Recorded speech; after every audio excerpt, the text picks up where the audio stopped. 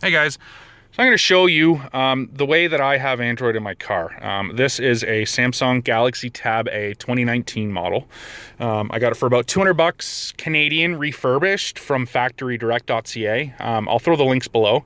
The only thing I've changed on it is I've added these metal discs, and these discs here come with those two magnetic mounts. Normally they're phone mounts, so you'd slap a disc on the back of your phone and then mount your phone magnetically to one of these little guys here. They're nice. They're ball joints, so they you can adjust them.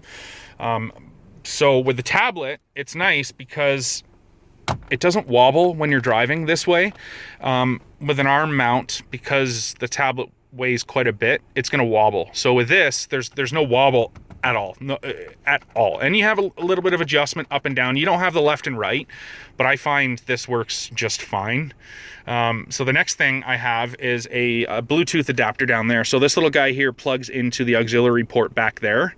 And to get started, I just hold down the power button. It turns on the Bluetooth and then automatically connects to the tablet, which then opens up the Android Auto for Phones app. Now that app, it says for phones in the title. It'll work on a tablet, obviously. You might have to download it through another website and install it with an APK file. I'm not sure it shows up in the Play Store. If it doesn't, there will be a link below for the Android Auto app APK file, so you can install it yourself. Yeah, it's a very simple app, but it's fantastic for driving. It's not identical to an actual Android Auto head unit as if you were to plug your phone in. It's a little bit more simplified, which I find better in my opinion. So you got your maps. This is Google Maps. Now, I run this completely offline most of the time. You can obviously hotspot to your phone so you have internet, but with Google Maps, you can download your map or multiple maps. So I do a lot of driving for work. So I've downloaded the whole area that I generally drive for work. And once you've got it downloaded, offline, you can search for different destinations. You can search for, obviously, gas stations, restaurants, stores, homes, anything, as if you were connected to the internet, but you don't have to be connected to the internet. That's the biggest bonus here for me. Yeah, it also, because this tablet has a GPS chip, that's very important. If you're planning on doing this, you have to get a tablet that has a GPS chip if you want to run offline. I mean, even if you're running online, it's much more accurate. So I suggest get a tablet that has a GPS chip for sure. Down here, you got a little speedometer. Once you're connected to the internet, it actually shows you the speed limit of the area that you're in. It also shows you traffic. It can reroute you, all that kind of stuff. Now, it will reroute offline, which is another bonus. So if you don't want to use your data all the time, you don't have to.